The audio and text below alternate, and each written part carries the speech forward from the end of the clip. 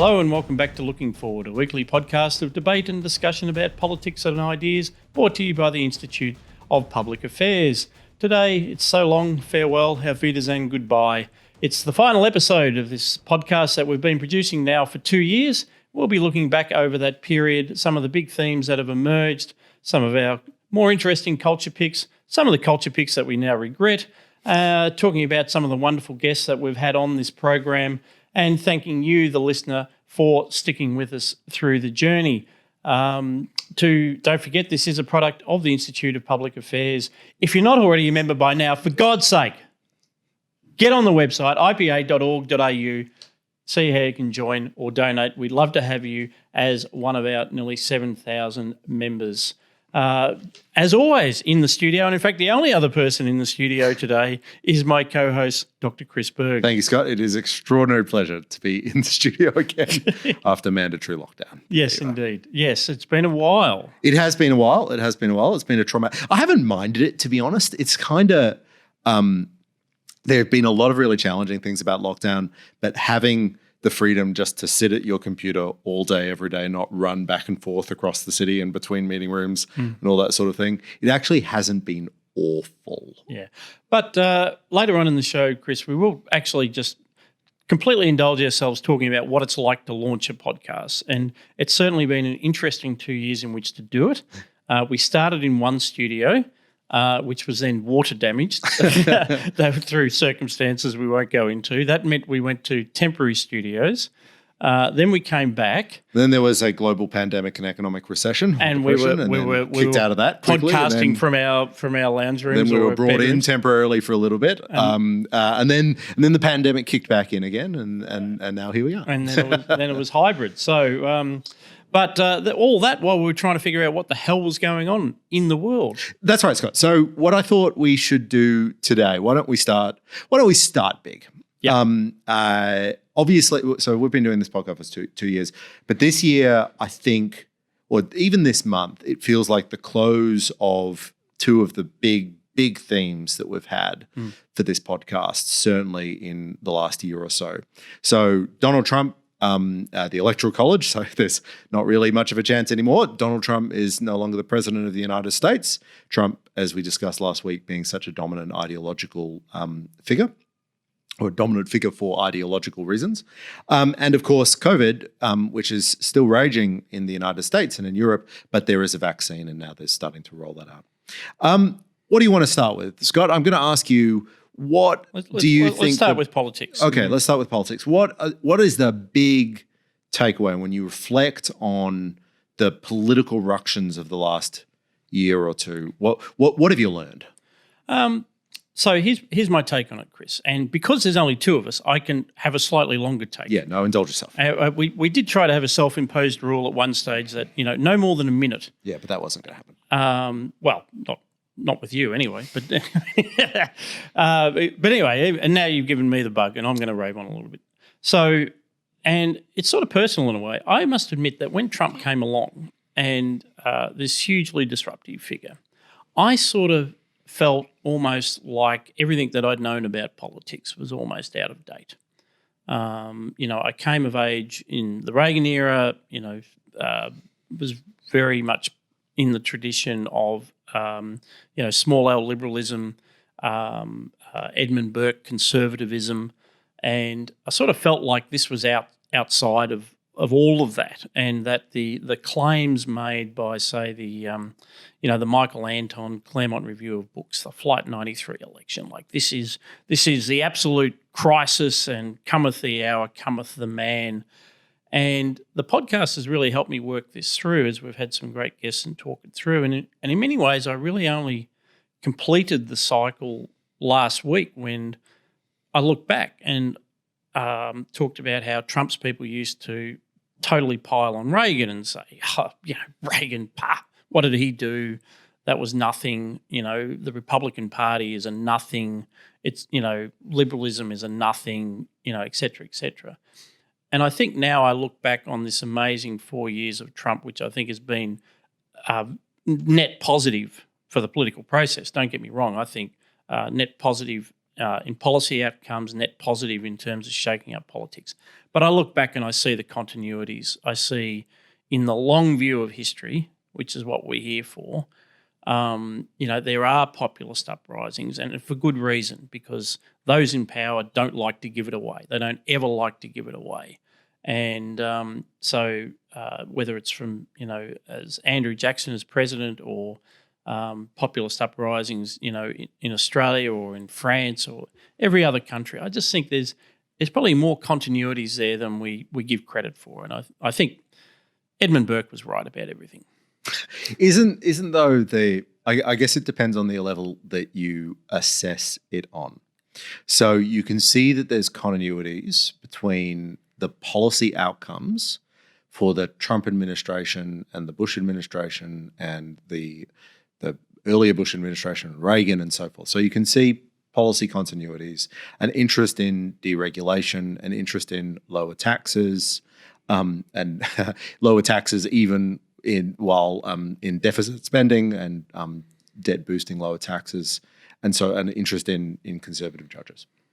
But that isn't right what the Trump movement is about, and that isn't what the ideological shift refers to. So I've, as you know, and as listeners will know, I have been very uncomfortable throughout the Trump years. I have never felt more separated from the, quote, center right than I ever have before. In the Bush years, the war in Iraq notwithstanding, you could still tell a story that there was a libertarian wing of the Republican Party, and you could tell a story that the Liberal Party in the center right had a libertarian wing in Australia. I don't see where that is certainly in the United States anymore, given that and given that we are increasingly taking our cues from the United States, as this most recent election has shown with this incredible engagement by Australians. I revert back to a more traditional libertarian. Well, some things I like, some things I don't. I don't feel the need to support or defend any particular thing that that a Republican president does. And I've been thinking about, okay, so what bothered me about Trump, or what bothered me about the Trump revolution?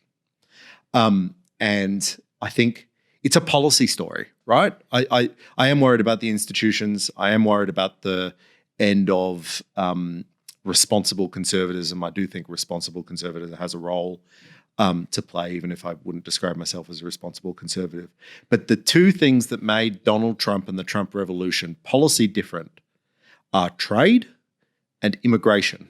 And if I look back at the book I wrote on libertarianism that I wrote just before Donald Trump became president, the first two policy areas that I care about are trade and immigration. And while deregulation is super important to me, and he has done creditably well relative to previous presidents, I can't get over the fact that those two big areas, which is that the role of economic integration, globalization, and human mobility play in getting us out of poverty, reflecting our lives. So I've felt very uncomfortable about this whole thing, and it doesn't help that Trump is a unique character. I may have said this on the podcast, but he's always felt like an inside joke that I didn't get. Everybody else seemed to be having great fun with it, but I wasn't. But I think it's sort of, I think it has an impact because it's not just the policy framework that governs a people. It's how those people think of themselves and how they think of the desirability of a leader with certain characteristics. And I wonder what the future of the center right is if Donald Trump, there won't ever be another Donald Trump, as we said last week. But if he does become a template that people aspire to, I wonder what center-right politics looks like then. Yeah, so staying big for a moment, the way I think about this in terms of fusionism as well. So still on what I was talking about before. So, I started to feel like a dinosaur, and fusionism is the term of art originally introduced into the centre-right by William F. Buckley in America in the 1950s. And he was more from the conservative wing, but believed that if the right was ever to flourish again, it had to be that broad church, as you say, and it had to bring in the libertarians. It had to somehow balance the libertarians, Christian fundamentalists, leftist anti-communists, of course, were a very, very important part of that coalition. The Cold War was in full flight, and there was this existential threat, if not to the West, then certainly to the developing world, where everything was up for grabs. I picked up a great book along the way by a KGB guy called "But the World Was Going Our Way." 1989. It was like, damn, just when we just when we had it under control. And again, the arch Trumpers, some good friends of mine, didn't just say Trump is great. It's like fusionism is dead. Everyone has to be like the dead consensus. Yeah, that's right. But I think we're about to be mugged by reality. So when I take the long view, I may be too relaxed about it. I may be assuming that the work will be done, but it will have to be done. This will have to be rebuilt, because I think personally there is no alternative, because politics is made of coalitions. The second point is, and it relates to William F. Buckley's fusion, is what an unusual time that was in terms of trade. Now, I very much endorse what you say about trade. I probably have different views about immigration, and even analytically, I would say that there's a distinction there. But it was a very unusual moment for America to back a free trade world. It was a historically protectionist country.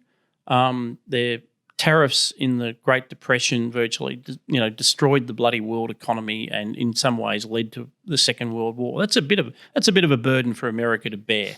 The British Empire did the same thing with imperial preference and led to World War I. That's a bit of a burden to bear. So I am free trade, but it goes against every sort of instinct of the average person. And not everyone reads David Ricardo.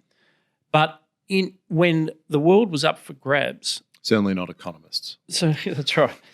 Much less economists nowadays. When the world was up for grabs in the Cold War, America had a vision of free trade ensuring a free world. It was the antithesis of what communism was. And so America could get behind it. Pax Americana meant making the world safe for American corporations to trade in. So there was a little bit of self-interest there too. End of the Cold War, that sense of self-interest is broken, and Americans could no longer understand what free trade was for, and no one could actually get political benefit from arguing for it. And unfortunately, libertarians have never been a big part of the fusion enterprise when it comes to voting. That's absolutely right. And libertarians are an incredibly tiny fraction of the population. I do think that if you surveyed public policy preferences, the dominant or the plurality is actually on relatively socially liberal and relatively economically liberal, but the idea that that would be a coherent political movement that's more than, say, 10% at the top end is a bit fantasy. But I like your point, because the free trade has always been about free trade blocks.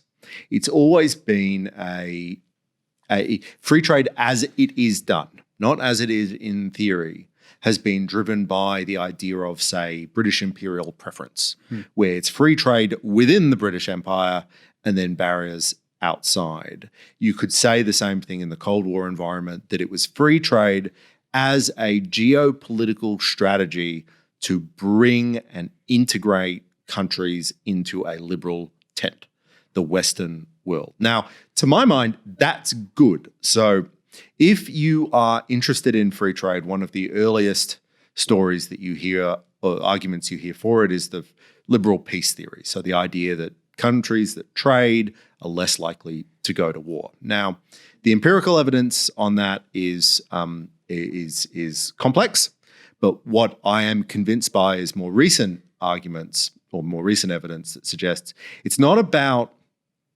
the peace doesn't come from the fact that you have a McDonald's. So, the McDonald's peace theory. That's the Thomas Friedman theory, those sorts of silly ideas, that's not true. But it is the fact that if a government has a lot of rent-seeking opportunities from going to war with each other, then they're more likely to do so. And free trade is actually a counterbalance. So what we're looking for is liberal institutions, of which low tariffs and low taxes are one of those. And that actually helps integrate economies. Now, the reason I raise this, and it's interesting to think about, okay, well, so what happened in the 1990s? So we lost the idea that we were competing with another bloc. In the 2000s, we reshifted our geopolitical thinking to ideological war against terrorism. So a physical war or a soft war against terrorism, and some real wars, obviously, in Afghanistan and Iraq. But it wasn't inherently. It became a civilizational battle rather than. Well, no, it was described as a civilizational battle, and talked about on both left and right as if it was a civilizational battle. But it was a police action with some quasi-war conflicts. It wasn't this idea that there was a great bloc that we had to get rich to prove otherwise. Well, indeed, and sorry to interrupt your flow, but it was the assumption also was, well, having created all those institutions, it was like, oh, hoorah, now everyone can join. China, oh, good, they're opening up. They want to be a market economy. Fantastic, come join the WTO and play by our rules. Yeah, look, but I have sympathy for the idea. It seemed like a good idea at the time. No, it did seem like a good idea at the time, and I think we have to be smart about the way we describe what's happened to China, because there was a period in the 2000s where they were actually very pro-United States, and B, they were moving further liberal. They were liberalizing at a rapid clip, much faster than they had before. But now, obviously, that's not the case. And under Xi Jinping, they've had a remarkable rollback. But now we're in this environment, right? So let's say we're in the Cold War again. Yep. Okay, and I'm not sure that's the right language to use, but nonetheless, let's say we're in the Cold War again. Instead of trying to have an open, free world, we are trying to use the tools of mercantilism. We are trying to use tariffs. We're trying to use our economy as a weapon against our opponents at our cost. It hurts us to have the tariffs. The burden falls on us. Now, of course, this is not the case in Australia, and I think the Australian government, in fact, I wrote this in a piece a couple of weeks ago, the Australian government has kind of tried to say a couple of things that are a bit Trumpy, and they're against negative globalism. Yeah, in fact, that was covered on one of our episodes. I was going through the show notes where it was a Lowy lecture by Morrison, by Scott Morrison. So they've had this sort of showy, like, we're against negative globalism, and like, no, I'm for negative globalism. But we haven't done that. But the United States has. The United States think that it's going to use tariffs to fight a Cold War with China when those tariffs are just going to make them poor. I think it's catastrophically counterproductive. Yeah, I mean actually, I just want to say one last thing on fusionism, and we're talking about the libertarian wing perhaps never being a great proportion of the voters. I mean, the other ongoing challenge that maybe I'm the first of the neo-fusionists faces, of course, is the difference in the business community. The Institute of Public Affairs was founded in 1943 by a group of businessmen. Free good, people. Solid Melbourne businessmen. Absolutely. They were worried about wartime controls. They understood that Australia was a small economy, needed to be a small open trading economy, and they wanted smaller government and the removal of the wartime restrictions to enable that. And then again in the 80s, we saw that wave of reform, and again the IPA was there. Ultimately, it was to the credit of the Hawke and Keating ALP governments that they instituted or completed a series of reforms that the Fraser and Howard had only just started with, that deregulated the Australian economy to an extent, opened it up to the world psychologically as much as anything. And business was at the forefront of that. They were very much thought leaders and supporters of that whole program. And I do feel very depressed about the Australian business community such as it is at the moment. I was just looking at Chanticleer's survey of the 50 biggest CEOs in Australia.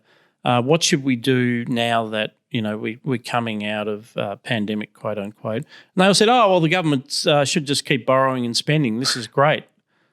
It was just like, it wasn't just Keynesian sort of pump priming. It was like completely uncritical, completely unthought out, no vision of anything. And to the extent that Sticchetti, the editor of the AFR, had to say, "What about some reforms, guys? What about the supply side of the economy?" And it's like you look at these business leaders and you think, is that it? Is that all we've got? Yeah. Where's the mercantile culture in Australia that actually understands the challenges facing our nation? So that's another. So arguing against myself now about the prospects of neofusionism is, where's the support from business going to come from? And in America, certainly, yes, it's the rent-seeking businesses in America that they weren't really about the China, putting China back in its box. It was just pure rent-seeking. Whirlpool wanted to be able to put up the cost of its bloody washing machines. Yeah. So John Roscombe and I, for some years, have been talking about thinking about this problem as Australia as a chairman's lounge economy.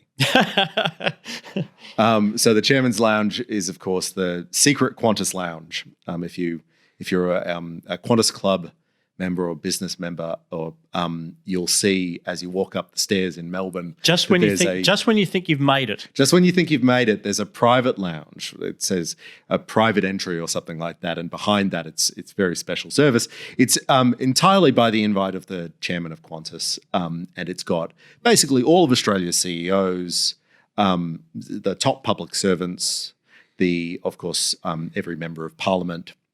So it's the sign you've made it in Australia. And one of the sickening things about Australia and the Australian business community is how much lounge access is really critical to their morale and well-being. And I understand that because I do a lot of travel too.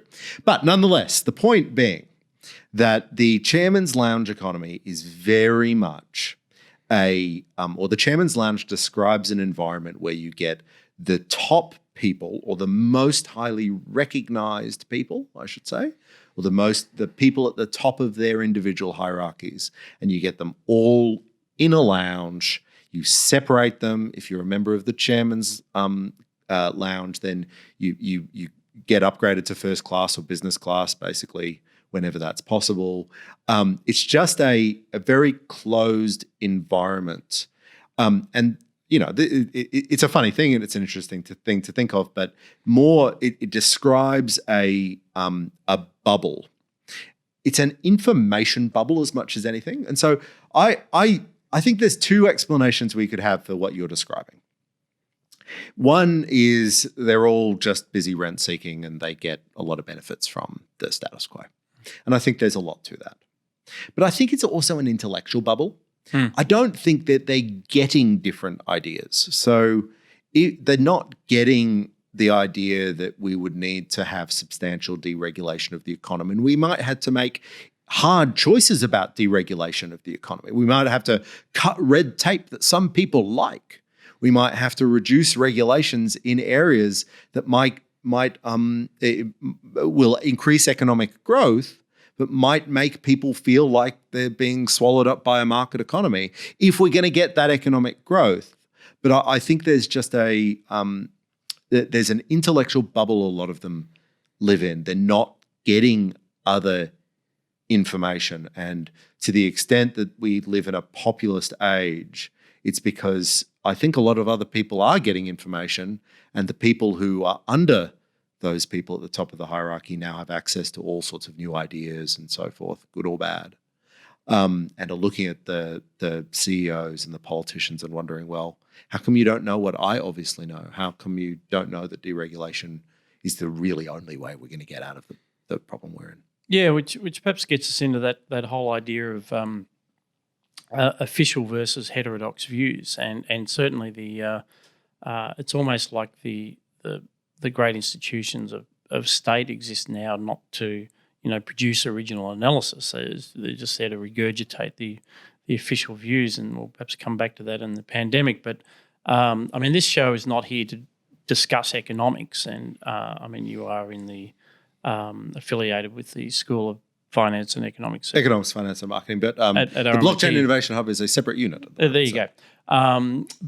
This has been the problem with economics too. And again, I don't want to go on about what these wretched CEOs are doing, but of course they, to the extent that they have any sort of knowledge or nostrums of economics, that is economics nowadays. And what you and I think of as economics is seen as heterodox or archaic. These notions that wealth is actually created through exchange and and markets and governments perhaps can support that and provide the rule of law and all sorts of useful things like that, but that they do not in and of themselves actually create wealth. And that is now a fantastically irreverent and heterodox notion. It's like someone you put me on to, Peter Buckley, in America. The great Austrian economist. Indeed. So I like the way when he writes a book about what we call economics, he calls it mainline economics. Yes, so the mainline. Yeah, this is economics. What those guys are doing is just rubbish. So he's got a description which I think is very compelling between mainstream economics. So that's the economics that most academic economists and definitely most economists in the private sector will use. If you've done first year, it's the first year macro and first year micro stuff. You're going to do a supply and demand curve, and then you're going to do the equivalent, the ISLM curve in macroeconomics.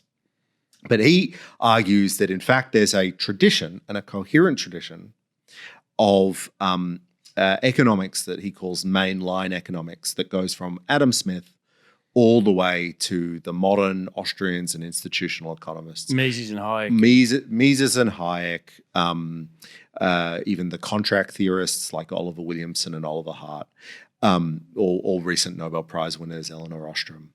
And what he's describing there is an economics that says that the primary activity that we do in an economy, in fact, we do in a society, is we make exchanges. How do we know what exchanges to make? How can we make those exchanges so that they make us better off? And then how does the government regulate or not regulate? It's an information problem as well. It's an information problem. But the key thing that I think, my colleagues at RMIT, Sinclair, Darcy, Jason, Aaron, all of which will be well known to IPA listeners, we wrote a book at the start of this year on COVID.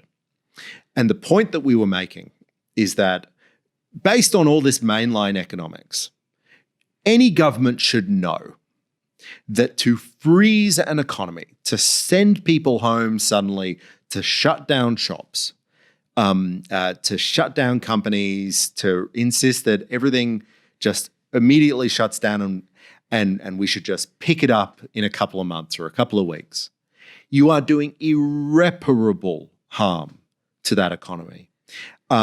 You are severing relationships. You are breaking models of production. You are undermining not just consumer confidence, but the confidence to invest. You are damaging supply chains and so forth. Now, even if we say that that was necessary at the time, it is a fantasy to imagine that that will be easy to rebuild. And the regulations that we have right now are regulations that were designed to support the rich economy we had in 2019, not the poor economy we have at the end of 2020. So we were arguing for deregulation, of course. Yeah. And that sparked some great discussions, and certainly the Institute of Public Affairs, we had a series of emails that we started sending out to members because this was obviously a crisis in so many ways. even when it wasn't actually a pandemic. It was clearly a sort of a crisis in confidence in government decision making, and lots of things were going on. And we started sending out emails to our members, and it was my privilege to actually do the first of those emails. So probably April.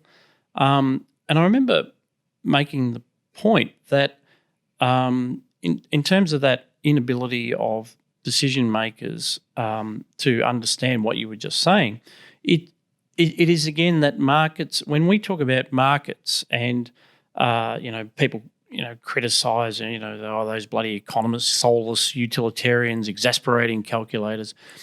It's a web of human relationships.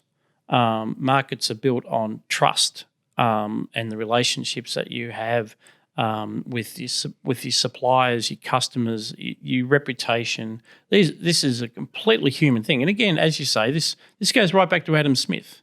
There's no ISLM curves in Adam Smith. In fact, there wasn't in Keynes either, but that's by the by.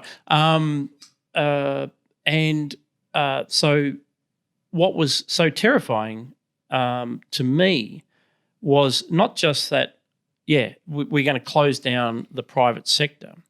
It's that there was this complete lack of understanding of what the private sector is, that how it actually operates. So at the very least, lack of comprehension, and then particularly in Victoria, just a complete lack of care, like just don't care. As John Roscombe said in his email to members last Friday, one of the scariest things he read was John Fain, when this was raised, said in a column in The Age, businesses will go bust, but there's always businesses going bust, just like they did last year, just like they will again next year.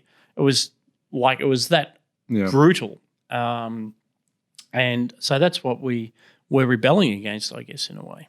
Yeah, look, imagine, you said you don't want to do too much economics, but let's just do a bit more. Imagine the economy as a massively complex network of contracts. Some of those are written down. Some of those are employment contracts. Some of those are just implicit contracts, agreements, handshake deals. It's all those contracts that mean that supply chains function, that the bread is in Baker's Delight when you need it, that supermarkets function, that the toilet paper is well stocked and all that sort of thing. And the government decided to sever a very large number of those contracts overnight. It didn't know what contracts it was severing, right? We don't have a national audit of all implicit contracts or employment contracts, but it just cut them. I actually think, in a funny way, we've done remarkably well given that. And I think I was more, I had a view that we would have much more catastrophic supply chain challenges than we did. And I'm kind of in awe of capitalism even more, that we've held up really far. But you can see it everywhere, right? So we bought a bike for my wife the other day, and you're supposed to get a bike serviced a couple of weeks into getting it. And unfortunately, they just had to shut down the services because there was too much business for bikes. Like they just couldn't. We've restructured a lot of our different preferences. You go into stores and there'll be way too many of one product and not enough of this, which these are minor frustrations in the world, but you can see the shadow of those choices come up very unpredictably everywhere around the economy, even in Australia where we've done well, where virus-wise we've done very well. Yes, it's and freestyling a little bit here, but it was I often quote from Tyler Cowen's blog Marginal Revolution, and he's very much tech curious, if you like. There is this, and I know you wanted to talk about technology in this view. We've tech like Silicon Valley tech. It's obviously done some good things, but politically. Probably been a malign influence in a lot of areas, certainly in terms of the culture wars.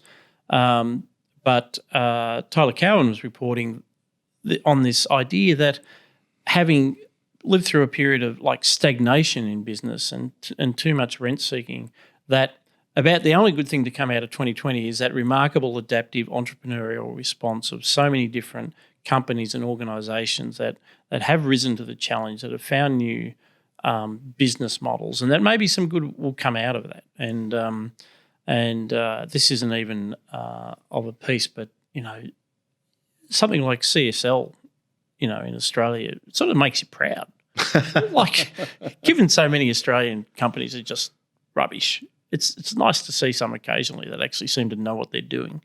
Yeah, look, I get that. I think it was an extraordinary logistical effort on behalf of basically global capitalism to, within a week in March, spin up completely decentralized offices and completely decentralized office environments. And we've made the point a number of times on this podcast that, of course, only a fraction of the employed population are in a position to work from home. That's absolutely 100% correct. But even just if it was that fraction, it was a remarkable effort to keep the economy going. And no thanks due to the government here, I have to say. There was no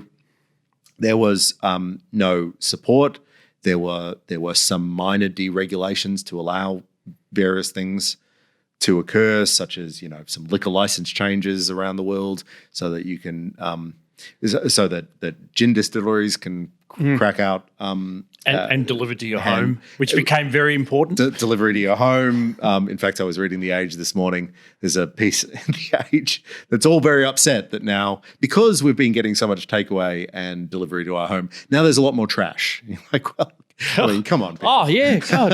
Let us go. Every Thursday night, piles and piles of cardboard. It is extraordinary. And of course, the Institute of Public Affairs went through this as well. I mean, I mean, here we are in this wonderful Berg studio, which we've created in order to be part of the digital communications revolution and be a voice for freedom in the digital world. But we couldn't use it for 5 months, and the entire staff were working from home. That was a hell of an experience.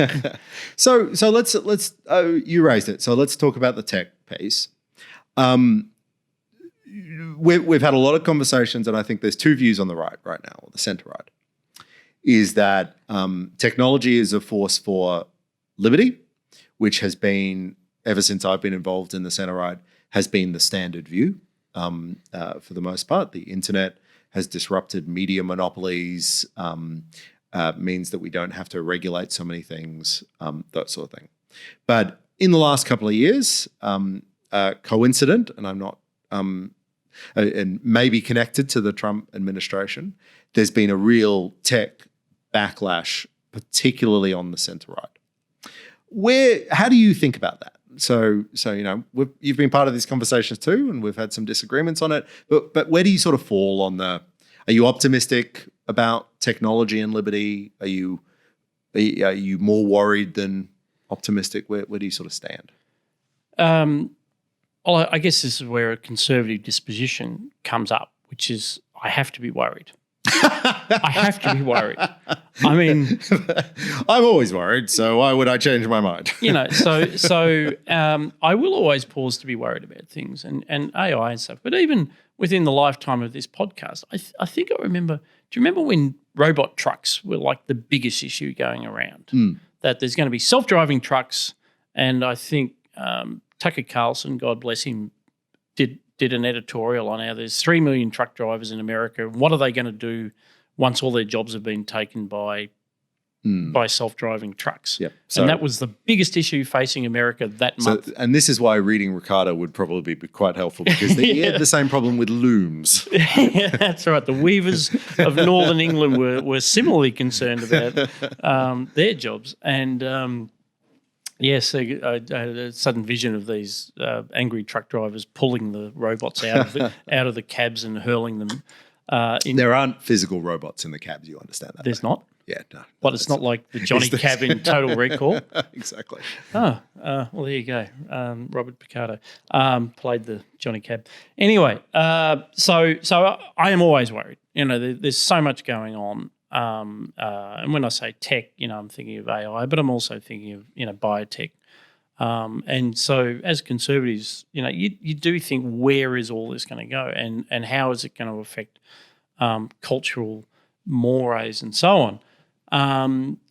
But then eventually we do start to figure stuff out. And are we going to come back to media, because we might do that as a subset? Yeah, we can keep talking. I've got some things to say about technology. Okay. And then the other one, just at a very much a policy level that we've done quite a few times on this show, which is, again, has genuinely been a debate of ideas in the centre right, is the impact of the tech giants on news gathering, and that it destroyed the business model of the newspapers, which means they've shed tens of thousands of journalists and become responsible for our news feeds. So that's impacted the culture.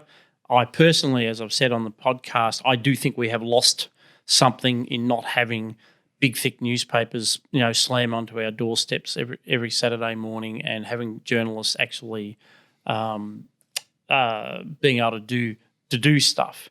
But then I look at the proposals of the ACCC to regulate outcomes, to enforce a compulsory directly steal, take money from those aforementioned tech giants and give it to newspaper companies. And I just think I don't see how that's a sustainable solution or a good solution. The criticism there. So I like newspapers too. And I do have a nostalgia for that time when you would pick up the Saturday Age and it would be in two massive parts from the newsagent. Or it would come in two rolled up things that were thrown on your lawn. But what you're complaining about there is not the big tech giants, to clarify. You're complaining about the existence of the internet. Because the story, in fact, that happened, it's not that Facebook and Google took that advertising. It's that car sales and Domain and Seek and Monster and all these classified advertisement websites, many of which were owned by the newspapers, because the newspapers aren't that stupid. They all went online. It turns out that the internet was just much better delivery material than the thing that was thrown on my lawn every Saturday. So I think what's happening right now, and the ACCC thing is a nice instance of it, is that because the conservative movement has become like the left. They see a status quo they don't like, and they try to pick a big company or wealthy capitalist and blame specifically for that. It's like during the mining boom, when the left in Australia would pick a couple of big miners and say, this is why we don't have infrastructure, because we're wasting the mining boom. It's exactly like that. And we can't, and Tucker Carlson, who I know a lot of people really enjoy watching, but that conservative populism, I think that's an intellectual dead end. It's no more convincing than when, it's no more intellectually convincing than any of the muckraking journalism of the 1910s and 1920s, all of whom became the socialists of the 30s. And I guess, this is partly what we've been trying to do on the podcast. This was our mission, because, as I say, I mean, it is the role of conservatives to be the sentinels. They are, it's like what is it, American Sniper. I haven't seen American Sniper. When his dad's. God, I hope I've got the right movie. But anyway, his dad's explaining that the community.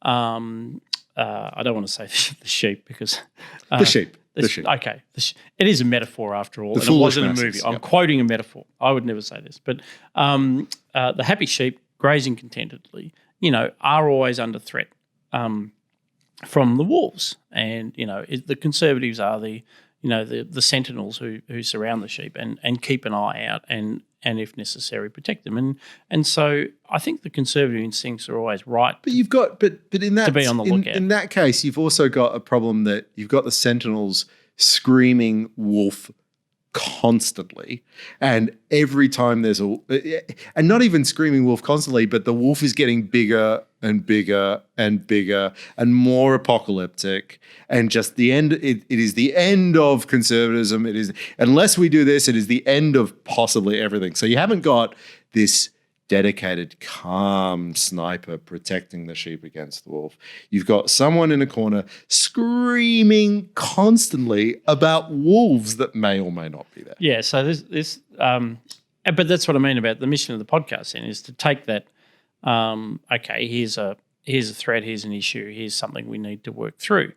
Just to say, again, to come back to populism, one of the undoubted good things, I think, that comes out of an occasional populist revival like that of Trump is to suddenly put the spotlight on the forgotten part of a population, the ordinary working people of the population, and you don't have to use goddamn in front of elites in every sentence to understand that this is a genuine thing and we had already something like Charles Murray's coming apart on the bifurcation of America into a 5%, highly educated, intermarried, overlord class, as opposed to a 5% virtually outside of the workforce, incredible social dysfunction class. That predated Trump, so that was and Charles Murray can't stand Trump, but it was sort of interesting that he, in an analytical, empirical way, had actually said, look, here's a real issue. And if you'd read Charles Murray and Hillbilly Elegy and then Trump's elected, you go, oh, yeah, I understand that. Whereas so many people didn't. And, I think that's, all power to populist revivals if every now and again the governing class is reminded of the rest of the population. Can there be a effective populism then? Can there be a populism that understands how to actually positively affect those lives? I can't remember who tweeted this, but it really struck me that someone pointed out on the internet, so we identify the hillbilly elegy problem. Okay, great. And the populists of the United States, at least, or the post-Trump populist leaders, think that the way that we're going to fix the Appalachian social issue is tariffs and breaking up Facebook. Now, that neither of those two things are going to fix it, right? In fact, probably deregulation, corporate tax cuts, these things that damn well don't look populist. They look like handing over money to the big end of town, but in fact, they function to grow an economy, actually do. So in that sense, I completely believe that the neoliberal set of policies about low taxes, low tariffs, low regulation will deliver for precisely those populations that populists claim to speak on behalf. But populists instead come in and propose to crack down on foreign imports. Okay, I think I actually have a response to that. Oh, that's good. So let's take jobs. So again, this is the advantage of a populist response and where the centre right is cohesive. If you're on the left and you're sort of Davos man, you're like, oh yes, I'm very worried about the underclass. What we need is a universal basic income. We don't want anybody to starve. We don't want anybody to suffer. So we're just going to make sure that everyone's got essentially a minimum wage, whether they work or not. And one of the things that distinguishes those of us on the centre right is we say, no, work is good. We're here for the, to have lives of meaning. In the Aristotelian sense of human flourishing as, what we're actually put on this earth to do. Work is very, very important. The dignity of work is fundamental to our conception of self, our ability to form families, to take on responsibilities, to go on the journey of life. So stick your UBI where the sun don't shine, mate. And that was the instinctive reaction of, Appalachia, if you like, as it is, with the coal miners of the Hunter Valley, or Moranbah. They're like, I don't want to be retrained into coding. I don't, I like doing this. It's bloody tough work. And and if I'm fly in, fly out, I don't like being away from my family, but, I'm proud of what I do, so, and with Trump, this is where it was more sophisticated. So on that exact example, they did actually put tax cuts and particularly not so much the changes to the marginal rate, but the 100% write-off of investments in the first year. They put that into a populist framework. That's what Trump did. This is where Trump is the rhetorical genius that Scott Adams claims he is. It was pretty impressive. And Gideon Rosner flew to America to meet up with the Job Creators Network and wrote about it in the Institute of Public Affairs, the IPA Review. So there's another plug. Wrote a terrific piece on, how they were going around the communities of America explaining why tax cuts did matter for jobs, not for an abstract economy, not for GDP figures, but for jobs in this area. And indeed, that wave of investment, I think, was unleashed, and it wasn't all about tariffs. So I take your point about tariffs, but I think there was a more rounded story there. Sure, there was, and it's hard to characterize 4 years of very complex American politics. But it is striking to me that the corporate tax cuts were important politically when they happened, but were not part of a messaging, were not part of the populist stance for much after since they were passed. So, and I guess what we're discussing here is a difference, or is there a difference between the stance you take, and does that stance matter, and the policy approaches you have?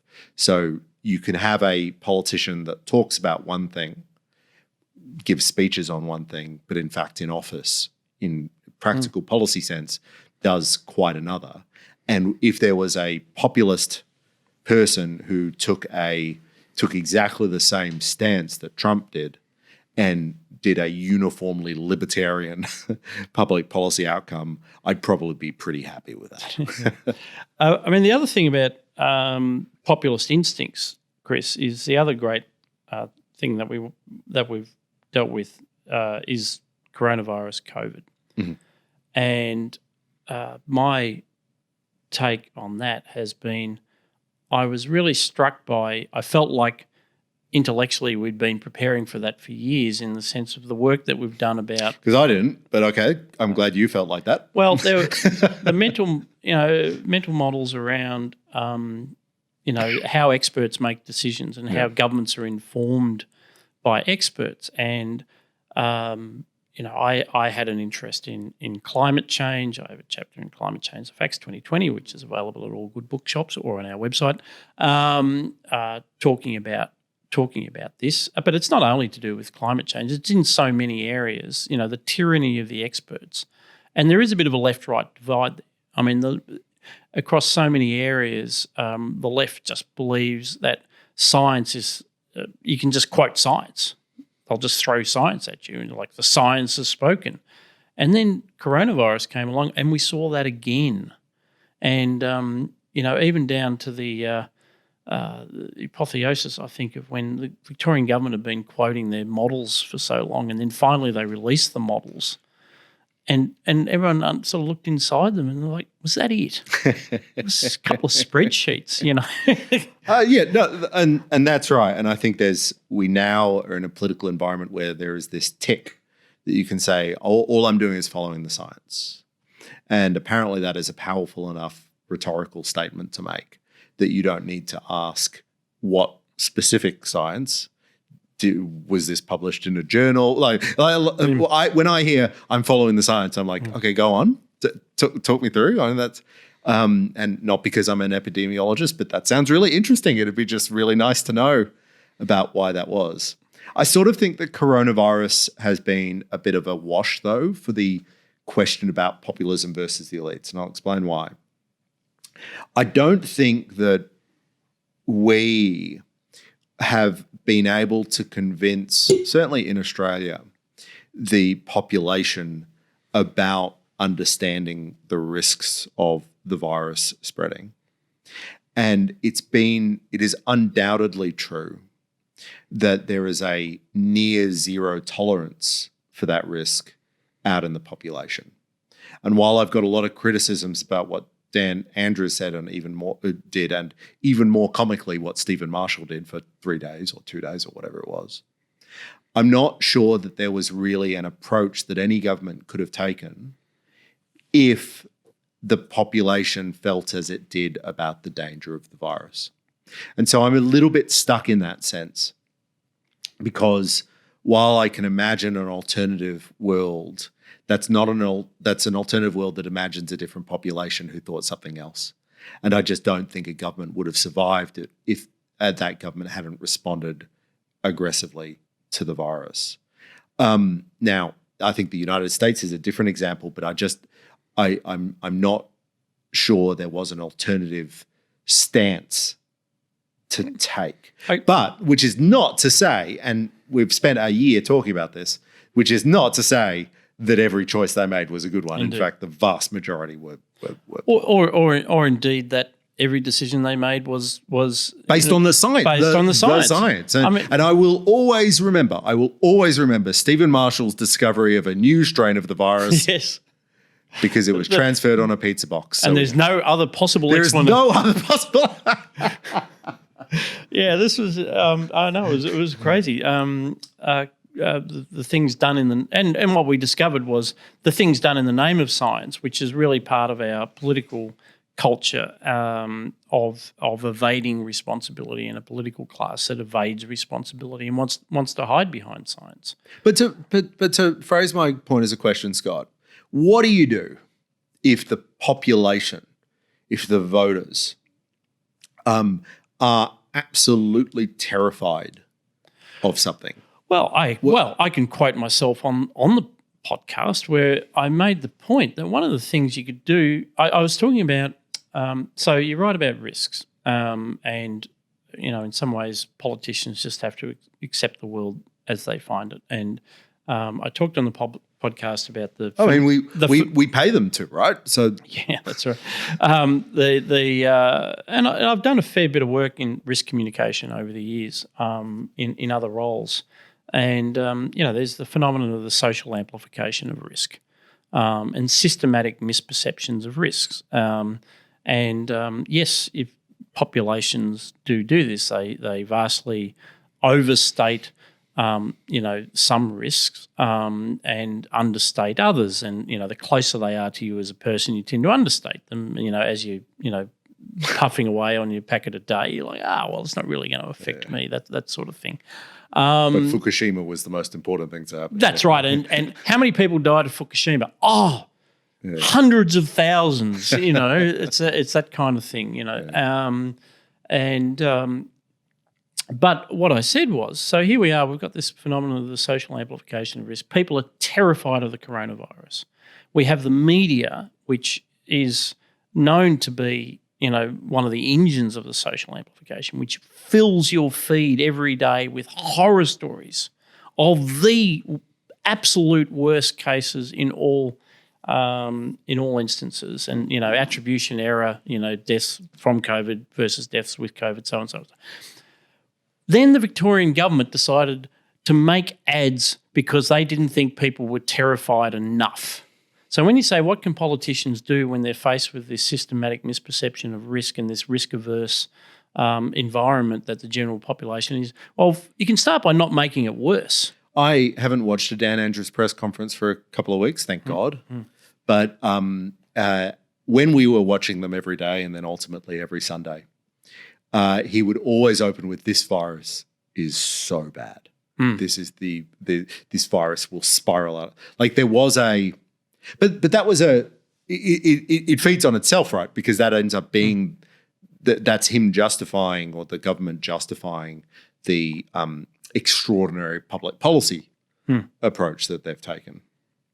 Yeah, look, and I'm a little bit nihilist, I guess. I take your point that there is a social amplification role, but I'm a little bit nihilist about this, just because one of the things that I found in many years of research into regulation is that we have more regulation in part because we have a population with a different attitude to risk across the board.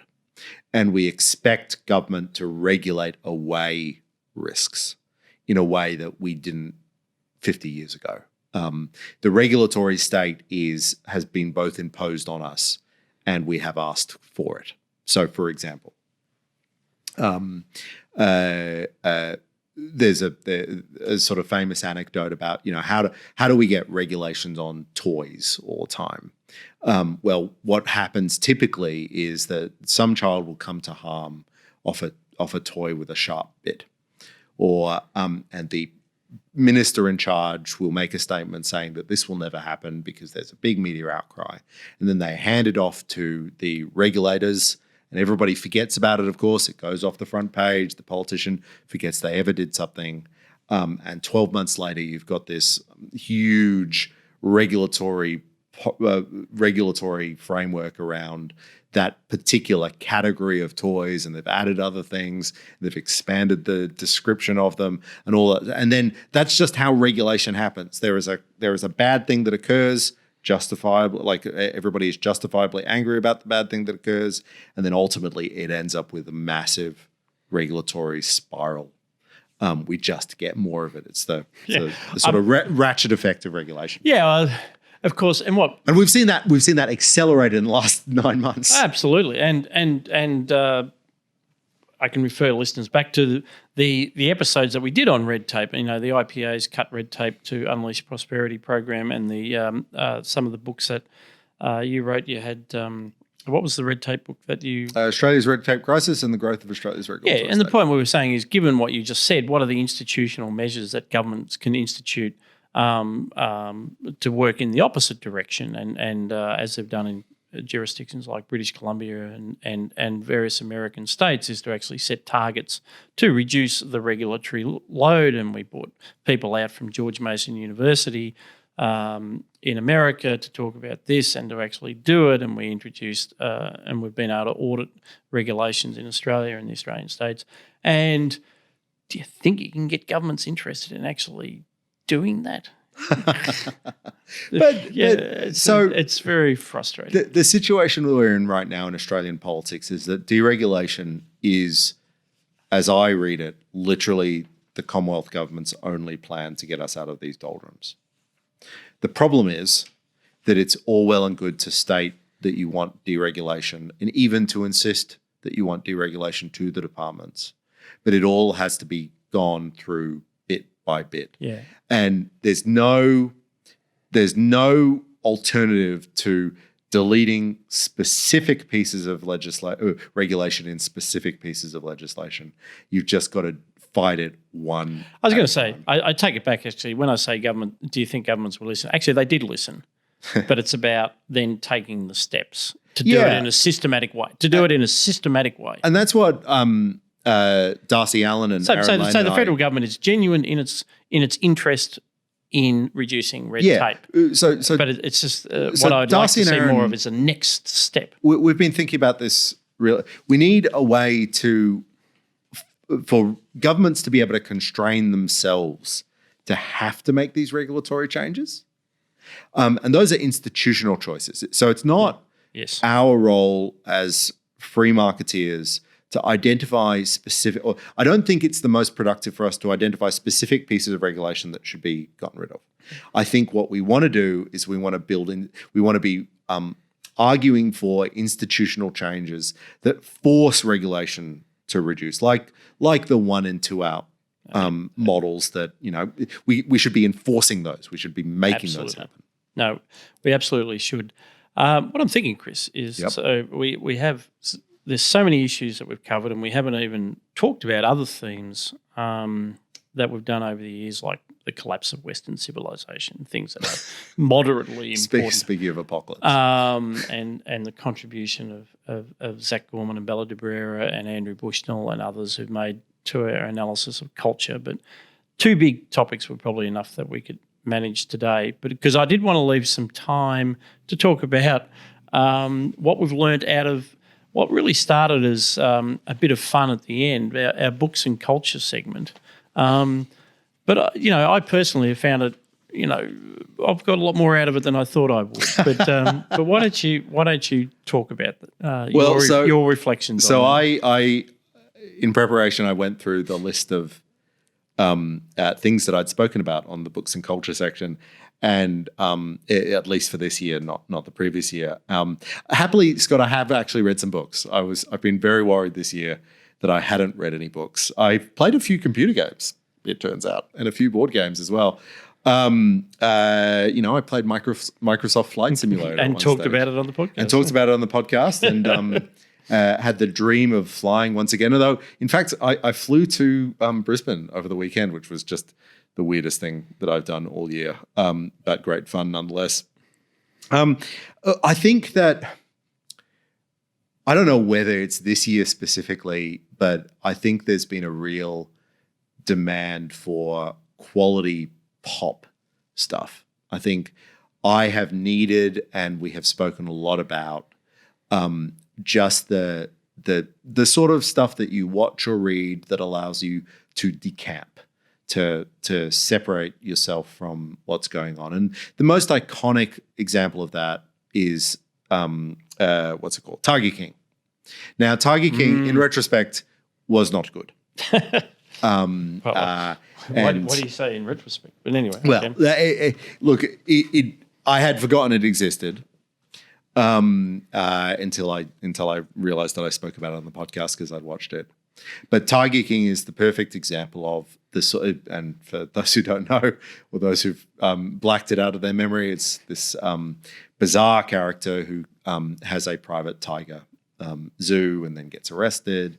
All sorts of things. There've been arguments that Donald Trump should pardon the Tiger King, all this sort of thing.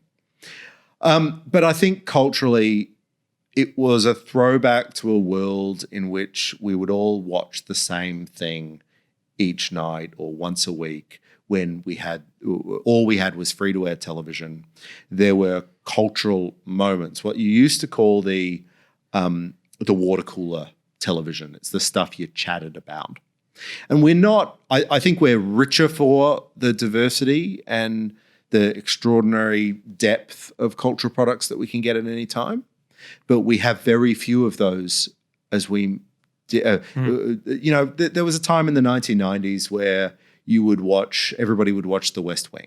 Sorry, not The West Wing. West Wing was one of them, but The X-Files. And you could talk about that with school friends or colleagues and so forth. And we don't have much of that anymore. So looking at this and then seeing what your culture picks, I think that was really, it struck me that it was quite rare for us to want to talk about the same show or book on the same week, because we weren't that coordinated. No. It's totally moving around in time. Yeah. And again, this goes to the tech thing, right? And I think it's important for us to remind ourselves sometimes about how different the world we live in is to even what it was 10 years ago. We talk about big tech, and we talk about suddenly the role that a social media platform, which wasn't really didn't exist 20 years ago, the role that it plays in US presidential elections is like top of mind public policy. The role that social media plays in governing information, politically governing the advertising revenue, all that sort of thing. That's remarkable. That is hugely different. The existence of this podcast is a testament to that change. The existence of the studio we're in is a testament to that change.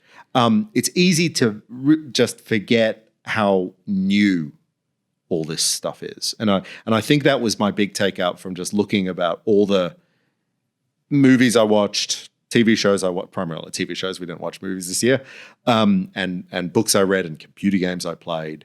Everything is really new, and you couldn't have this list 5-10 years ago. Yeah, and I certainly had moments even in, say, the early stages of lockdown, where it was like, thank God for streaming services. and I really, really enjoyed just being able to talk about what I'd looked at. But I also, for me, it was deeply satisfying because I love books, and it was deeply satisfying to be able to read a book and then be able to tell people that I'd read it. And not be that annoying to your friends and family. Not that annoying to my friends. And to those who have stuck with me by listening to the podcast, thank you, because of course, you don't get a choice once you've tuned in. And I'm going to tell you about this book that I've read, whereas my friends can anyway. Bugger off. And to talk about, and I do believe in still that books are important, and I like reading important books. And even the novels that I read, I was flicking back over them, that I at least have a sense of their importance, like Knausgaard. When it's a 6-book series. And when I read the final one, which is a reflection called The End, I think, that represents something like 5 years of my life reading all those. Or Elena Ferrante's My Brilliant Friend, which is now an excellent series as well, so I could talk about that. And I think I had 3 or 4 goes at it between the series and the different books. I hope that listeners have got something out of me talking about those. I was talking to someone yesterday, Deidre, was telling me how not only did she pick up on my recommendation for Hilary Mantel's series on Thomas Cromwell and Henry VIII, Wolf Hall, the Wolf Hall trilogy, but that it had completely transformed her interest in history, having never before been interested in history. Now through that terrific novelisation, now sees why I'm so interested, because through reading history, it's not just interesting in its own sake, it sheds light on the conditions of our own time. Yeah.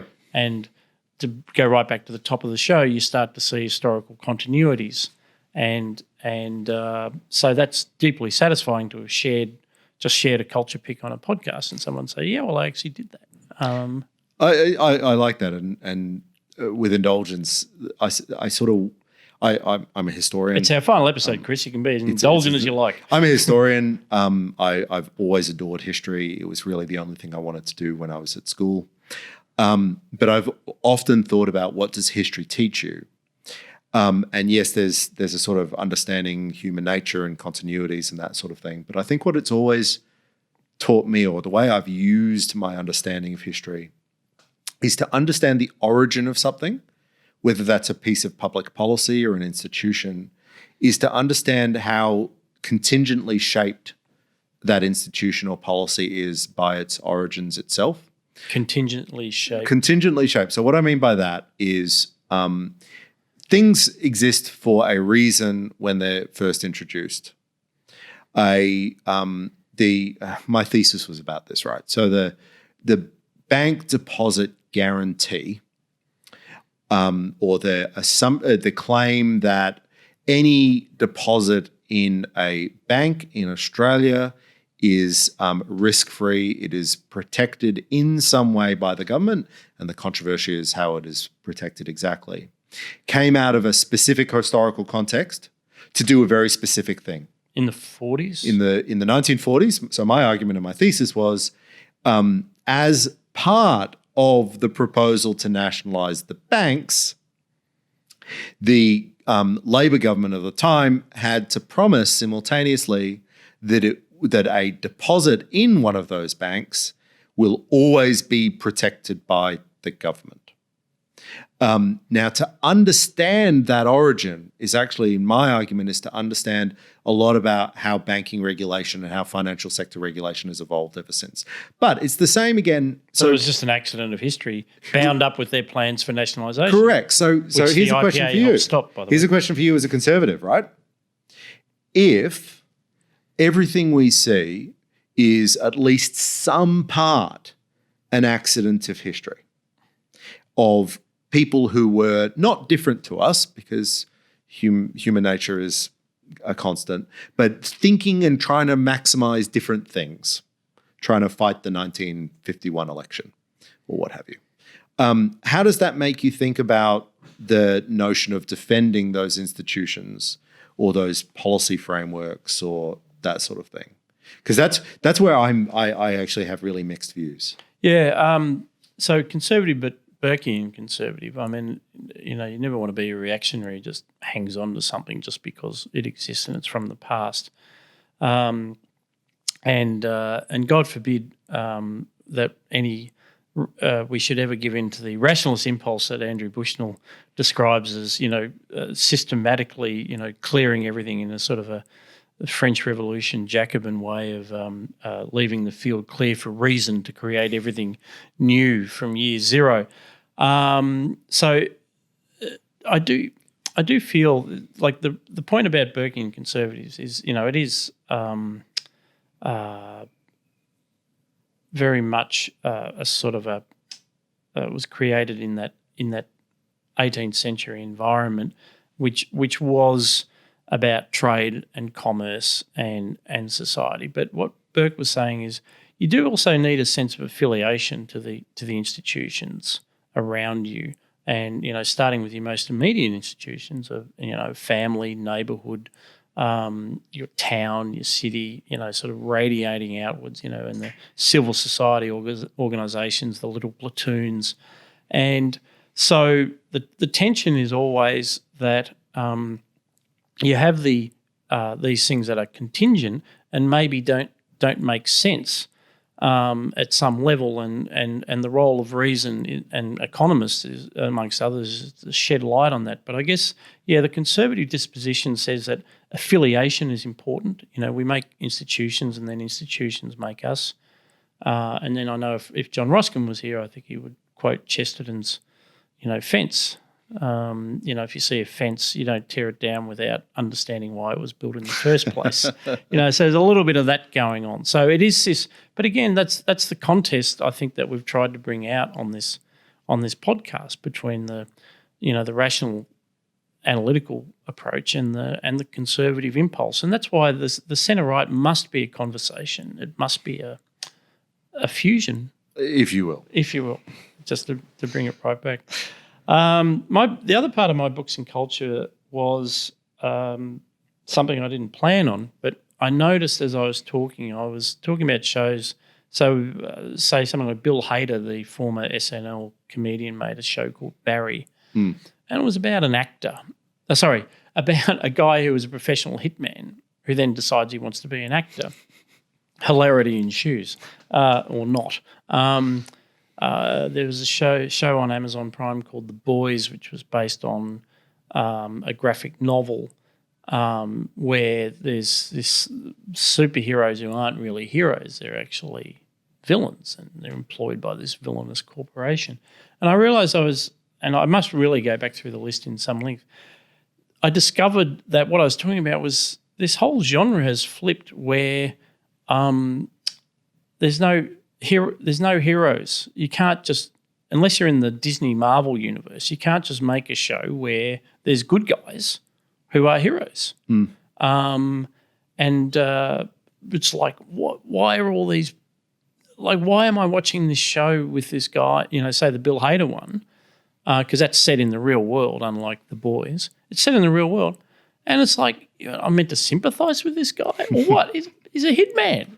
And, okay, so now his girlfriend, he's got a fight going on with this girlfriend who he wants to impress as an actor, and while people are trying to, it's like, why am I even in this universe? Like, this is insane. And, it's nihilistic, and so this brings us back to the collapse of Western civilization after all. Sure. That we've totally pulled down this idea of heroism, that, part of the role of culture is to reflect back, the sublime, the beautiful, the best in humanity, and to share that. And so a little bit, the downside for me of disappearing into the streaming services over the past 2 years has been to realise that some of this is actually deeply, deeply pernicious and corrosive of our culture. And I think of humans' motivation to actually enjoy the life should be such a blessing. But isn't the epitome of that the Joker movie? In the sense that the Joker is twofold. There's two interesting things about it. Obviously, it has no hero. So Batman, who is obviously a sort of anti-hero anyway, doesn't exist in that film. But also, what interests me and what annoyed me about that film is that there's no need for him to be the Joker. He could just be any broken psychopath. But we had to filter it through this superhero mythos. We had to make it a breakaway film in order to tell that story. It went at my most conservative when I think about, the idea, the infantilization of so much of our popular culture, that it has to be superhero based. It has to go through existing mythoses. It has to be built in. Now, sometimes that works. So we are actually building. So I think there's two parts of it where we are building sort of not religions, but shared cultural understandings. We know how one thing maps to another thing, which, perhaps because we haven't got the classics knowledge that we might have had, we've had to rebuild that. And it builds worlds, and it's also the fact that movies are now TV episodes rather than individual movies as they may have been. But I still think, I don't like it as a cultural thing. I think there's a literacy that involves you joining a new story and learning about new characters and navigating a new world that apparently there's just no demand for, or certainly no supply of, in modern popular culture, at least in the big banner movies and TV series. Yeah, no, well said. No, and hey, there's a conservative in there just busting to get out sometimes, Chris. It's amazing what kids do for you, isn't it? I'll take a moment to think about what you might like to say as closing remarks. I might just take this opportunity to look down this camera, thank you, Saul, and just say, to remind everyone that, yes, this is the final episode of Looking Forward in this format, at least, as a weekly podcast, as a weekly panel show. This is the smallest panel we've ever had. It's usually been 2, 3 or 4, even 5, I think, on occasion. And because next year the IPO, we really do, there'll be so much digital product that we're very excited about. And we're going to concentrate on all sorts of documentaries and different series of podcasts and video series. And so we'll pause Looking Forward for the time being. It may come back in different formats under the banner. It was a name invented, by the way, or suggested by Chris based on the original publication of the Institute of Public Affairs in 1943, when it was formed, a survey of attitudes of Australian businesses. I think it was an excellent title. Well done. Thank you, Chris. My pleasure. Thank you, Scott. So I'd like to thank listeners. I'd like to thank all the people at the IPA that have worked on this podcast along the journey, the Sauls, the Mitches, the Joshes, the Steves. I'd like to thank John Roscombe for giving it the green light back in the day, back in January last year. It's been quite a ride. I'd like to thank everyone for listening to me. I've learnt a lot doing this, very much enjoyed it, and we've dealt with some big issues along the way. Chris, any final reflections from you on this? Look, Scott, I don't have a speech prepared, and all those thank yous are ditto to me, ditto from me as well. But I think what I've learned from this is I'm still fundamentally, deeply optimistic about the future for liberty. I think that the debates that we're having now are different to what they were in the 1980s and 1990s and even early 2000s when I first was employed at the IPA in 2004. And the debates that we're having now are different. I think it's incumbent upon us as people who care about the future of freedom to keep up with and reform our arguments for liberty all the time, particularly in this environment that they are changing so rapidly, and that the technological changes are changing so much. And that's to give my own plug. That's what we're doing at RMIT now.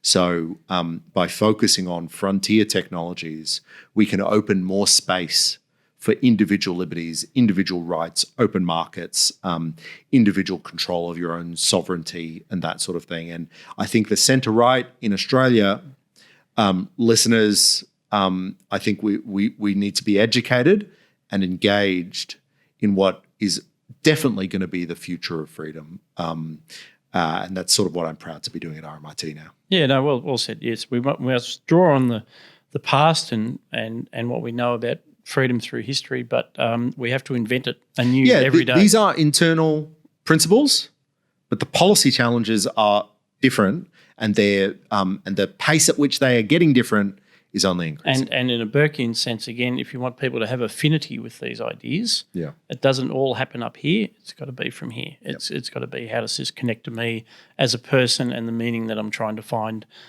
in our life? And that's been our mission. Yeah. So thank you, Scott. Thank you to the IPA. It's been awesome. Thank you, Chris. It's been great to have you. It's been a great journey. And thank you all. I can't say we'll be back with more next week. But again, okay, adieu.